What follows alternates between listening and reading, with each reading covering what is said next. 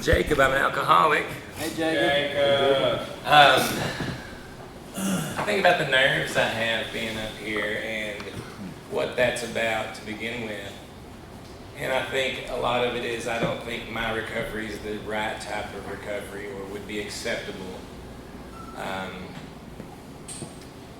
And I'm getting a lot closer to being okay with where I'm at. I looked at my phone today and I have 355 days without a drink of alcohol. So I'm pretty excited about that. And I wrote down a couple of notes, and hopefully I can put together a little bit of a story. They told me to tell you what it was like before, what happened, and what it's like now. And so I'm going to start with my very first drunk that I remember. I guess you could call it a drunk, but my mom, how's this working? Sounds okay? All right. My mom comes from a ethnically Catholic Slovakian family in central Arkansas. And they have big get-togethers at the church, and I was about 7 years old. And it was a brunch, and I was there with cousins playing, and I found the most delicious orange juice I'd ever seen or ever tasted in my life. And one wasn't enough, and two wasn't enough, and I had 3 of these orange juices. And all of a sudden I lost a lot of interest in everything else and went out to go sit with my back against a tree. And I really remember it, and I remember the feeling, and I remember liking the feeling and being happy that I had slowed down a little bit. And my cousin was worried about me. And they got to talking about it, and they used the word mimosa, and I figured out what it was. And years later, I went back to that same spot outside of that church hall, and it was a mimosa tree. So I always thought that was a weird little coincidence. But I got into a rhythm with my dad and escaping with alcohol as a young person, as a lot of the folks that I've heard about do. And for me, it was just having to put on that public persona all week long, or maybe for a couple of weeks, and then escaping. I hear about people doing that in the deer woods or something. And for me, it was on a river and going to the river. And I remember finding alcohol when I was a little kid and thinking, there's no way anybody in my family would drink this. And just being in total denial. But that for me became part of my rhythm of dealing with life, was having a stressful week, having a stressful time, and then going to escape, somewhere else and be somebody else for a little while.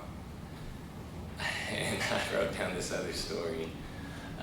Before I was old enough to be drinking, probably 13, a friend and I found 20 natural ices, and we were riding up to the river with my uncle, and we couldn't take a cooler because it would be too obvious, so we put the 20 cans in his duffel bag and took them hot. And my uncle had to go on an hour-and-a-half errand, and so we tried to drink the 20 hot natural ices in about an hour. And so that was another early a drinking experience that didn't turn out too well. We threw it all up. What it was like early, another thing was I got into a rhythm of drinking every day, working carpentry.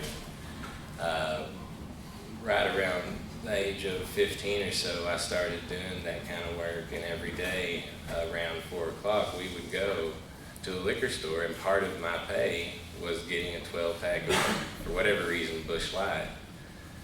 And that just became part of the rhythm of life, and that's what I thought everybody did. And that's just what I did from then on, and that's just how I handled the stress of the day. Then I tell this story. When I tell this story, sometimes I put a lot of blame on Lauren, so I'll try it this way. When I was 18, someone dear to me came to me and said, hey, wouldn't it be nice if you proposed to me on my birthday and use this ring here and use that's about how much money you have in your bank account, and make sure you do that, and then we can get married next summer. And so we did that, and then I said, hey, let's wait to have kids, and she said, hey, let's not. And so we did that. And so we fought back and forth a lot, and blamed back and forth a lot too, in a serious way, and gotten over a lot of that too. But I fell into that drinking to escape some responsibility on a daily basis too. I got into grad school and was on the track to teach college. And that really made a kind of big distinction between who I was at work and who I really thought I was and who I wanted to be most of the time.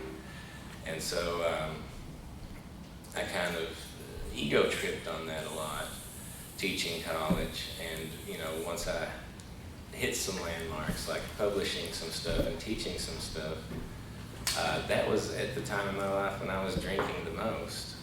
And so that sort of success that I was looking for, even when I got it, I was at the saddest in my life. There was a period of time when I was working about 80 hours a week and really trying to prove myself. And during that time, I was drunk all the time, drinking all the time. I would wake up at 4 a.m. and drink and go do work and drink and teach and drink and come home and drink. And at that point, it was just obviously bad. There had been points before that where I could be in denial about it and say, hey, I can manage this to some degree, but it just all happened. And that's about the time we had our third kid. And so there's a Jim Gaffigan, I don't know if you know the comedian, but one of them was like, what's it like to have your third child? And he said, imagine that you're drowning and holding on to 2 children and someone hands you a third. So that's kind of similar to the way I think about it too. So I quit, and I quit that track, and I quit that life, and I did that part-time, and I decided to be a stay-at-home dad.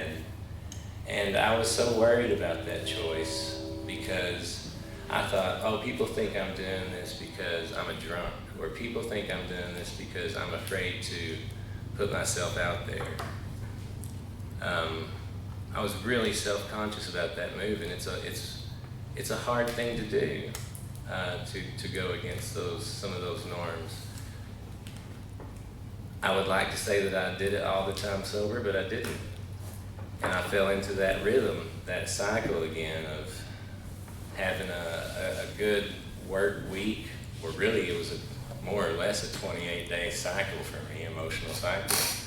Having a really good time and then getting depressed, falling into that drinking cycle, and then having that shame, and then quitting drinking and having that manic anxiety of wanting to rebuild everything and paint the kitchen and make sure bread is baked every night and everything's perfect. And then I can only sustain that for about 2 weeks, and then I start slowly falling down into that depression again. And I got really, really sensitive about that stay-at-home dad role because I was really trying hard, and I got a lot of resistance from people.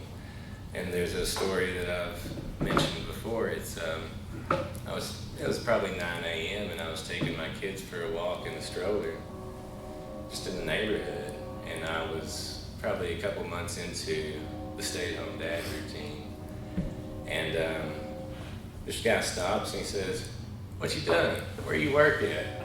He's wanting to question me why I'm out there in the daytime with my kids. And I had a big chip on my shoulder about that. Alcohol-free 355 days.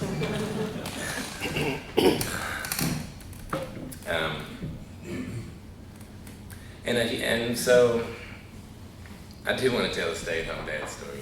I want to stay close to alcohol here, but here's a day that I had one time. Oh gosh, can I tell it? No, I'm not going to. Ask me after. Okay, yeah, I'll tell it. I'm sorry. I'm trying to read the room here. Okay, so I like to cook and I like to run a house and I love being a stay-at-home dad. It's the most important emotional part of my life, and that's how I grew the most in my whole life. Okay. And I also like to raise tropical fish in big tanks, and I have a big room full of I had a big room full of tropical fish. Okay. So Lauren was gonna come home to a nicely prepared fried chicken meal, pan fried in the grease, and everything was gonna be perfect. And I was gonna have the kids napped, so I put the 3 kids down for a nap. One of them didn't want to nap, so he got up with me to cook. Everything was going great, and I had my Bisquick, and I had it out, and I was gonna put the chicken in, do my frying. It's gonna be great. The other kids woke up. They didn't want to take a nap. That's fine. I'm super dad. I can cook with 3 kids, no big deal. The power went out, and I thought, what in the world's going on? It's just a normal day, normal weather. So I go out and look up and down the neighborhood, and everybody else's power's on. And we didn't pay the bill, so we had to call up and pay the bill over the phone. And while I was doing that, I realized, oh, okay, my chicken's not gonna fry, no big deal. Then I realized, oh, my kids are up there with the Bisquick. They had Bisquick all over the house, so that was a mess. Bisquick's really hard to clean. You know, Bisquick is fat and flour, so it's really hard to clean up. There was Bisquick underneath we tore the carpet off of those stairs several years later, and there was still Bisquick caked up in the little corners. And so that happened. I told you about the tropical fish. So I didn't have the fish tank set up so that a power outage would just stop all the flow. Instead, about 80 gallons siphoned out of the fish tank system into the floor.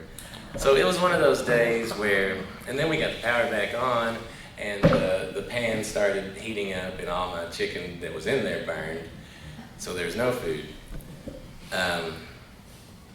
And that was a normal day. But I like that story because I look back at that day and I miss that day. And you know, they tell you that kind of stuff. And so I'm so glad that I was there for that in whatever capacity I was there for that. I had so much trouble letting go of my kids as they grow up and letting go of those stages of life when they were so close to me and we were so codependent on each other emotionally. And the first one went to school and, you know, it hurt, a little part of me rips out. And then the second one went to school and I thought, oh gosh, it can't get worse. And I was just waiting for the third one, and that's when my drinking really got at its worst. I was a stay-at-home dad in the daytime, teaching at night, and I lived in Jonesboro, and I was teaching at Paragould, ASU Paragould. And let's see, it had been a rough day.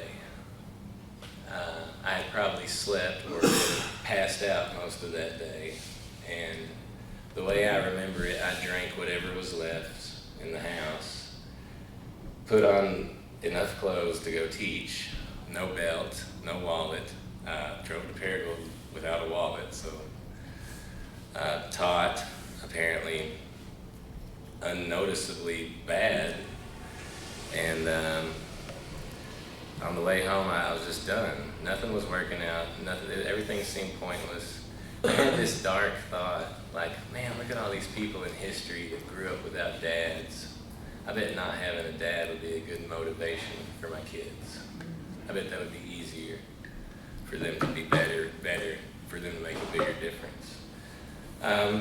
So I didn't have a wallet, so I went to the liquor store on the way home from teaching, and I said, hey, I don't have a wallet. He said, oh yeah, of course, you can have one, just come back next time, because even though it was a new liquor store, they knew me pretty well. And so I think it was a cranberry juice and about a pint of vodka. And I drank it down, which I had done more or less that dozens of times on that ride home. And that night, I decided that I wanted, when I was about a quarter of a mile from home, I decided I wanted to speed up as fast as I could go and hit a telephone pole. And I think it's a suicide attempt, don't get me wrong. I'll call it a suicide attempt. But I think I was just wanting to feel something. Maybe not necessarily to kill myself. Just wanting something to happen, wanting something to make me feel alive.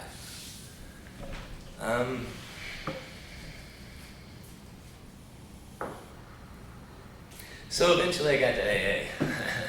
Not through that. I did get a DUI from that, my only one yet. And so, and that didn't get me to AA, but that shame about drinking after that got me to AA. And that's what I couldn't put up with. And that's what drove me to do something different.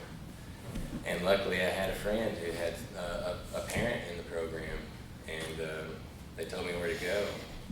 And I got a year sober, and I didn't get a year sober right away, but I got a year sober, and I had a change. I saw things differently.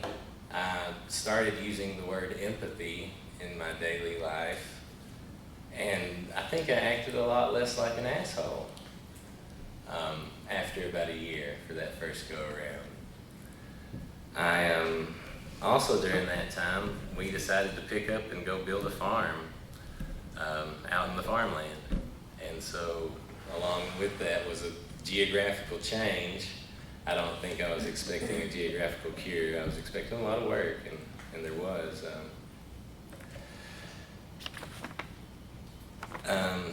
I went through a lot right after that first year of sobriety. I had some newfound courage. I've always felt a lot of guilt when I quit things and stand up to authority and that sort of thing, and I always question myself, but I do it less when I'm sober. And I don't know that I do less of it when I'm not drinking, but I feel a lot better about it when I'm not drinking. And I did a lot of quitting jobs and responsibilities and that sort of stuff. And we had a big house fire and had to restart our whole lives. And I'm just so thankful that the night that my house caught on fire, I wasn't drinking. I just can't imagine the shame I would have felt, because I already felt shame for burning green wood and not putting the stovepipe together, and guilt for that sort of stuff. So if, that first year of AA gave me nothing else, it gave me that night. And so that's important to me too. A lot of quitting. I really felt like I wanted to quit the rat race and quit, because I thought once I had published something and once I had taught college, then I'd be fine. And I realized really quickly that that didn't make any sense. And I wanted to quit that. And I remember that first time coming up to a meeting, and I think it might have been Bobby. I said, "Hey, I'm trying to build a little place and be a little more self-sufficient." He said, "Oh yeah, this program will help you with that." And I thought, really? Okay. And so I kind of started thinking about it that way. And I really think about it this go around that a lot that way.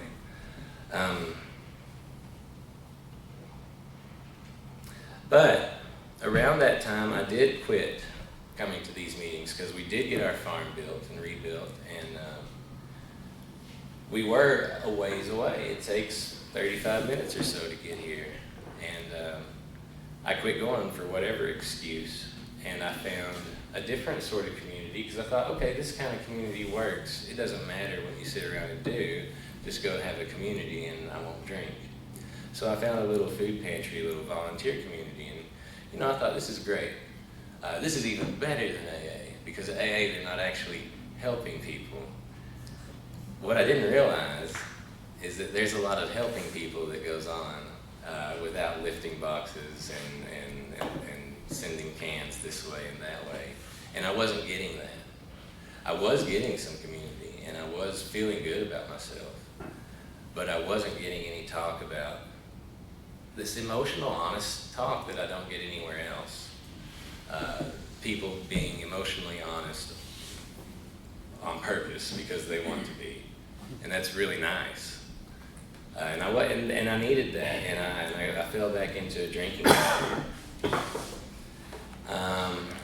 And I thought it was a moderate drinking pattern, and I thought it was, manageable. And maybe if I could have kept it up, it would have been manageable, and I would never be back here. But it just got worse every time, and I had this recurring thing that just made me feel awful every summer is my vegetable garden. It looks great, looks so great.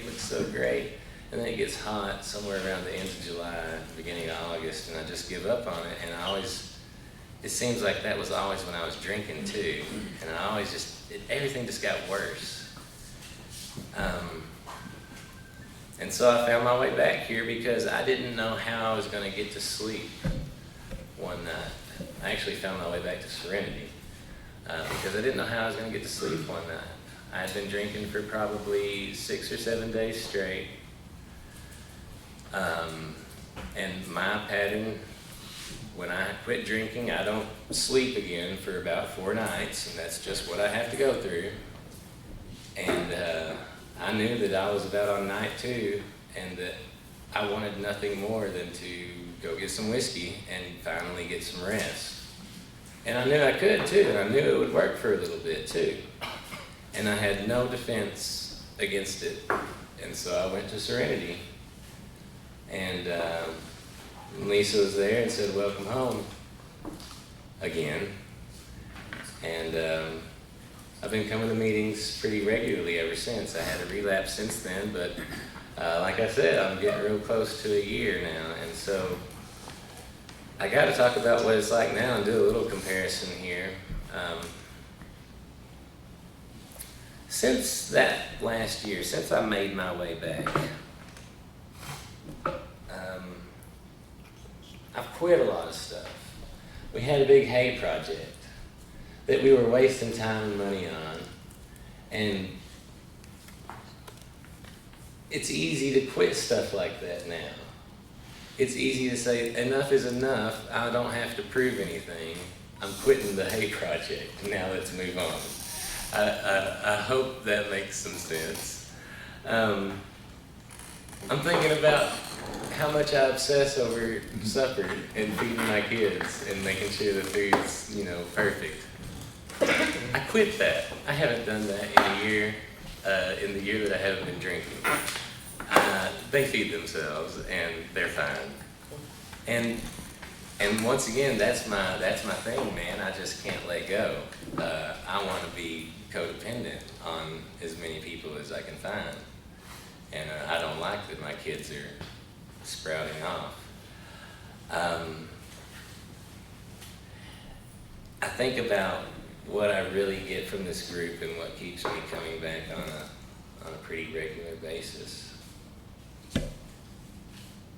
I think with anything spiritual, there's always a group that kind of makes it all work. I think about the way I was raised and in the different spiritual communities I was a part of. The group is really the glue.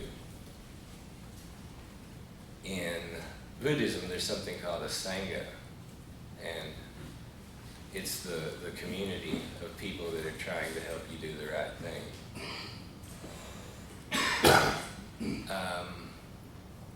I like it because it's a place where I see people being vulnerable and it's met with vulnerability.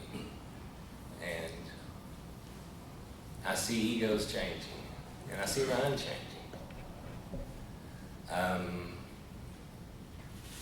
I don't know where I am on my recovery journey, but I think like Tom says, I just like being here with people just like me. And somehow or another that helps. So I hope, I hope that kind of covers what it was like, what happened, and what it's like now. I hope that I'm never satisfied where I'm at in this recovery journey, but I don't have to be so insecure about that. And I really appreciate y'all. And so thanks for listening to me talk.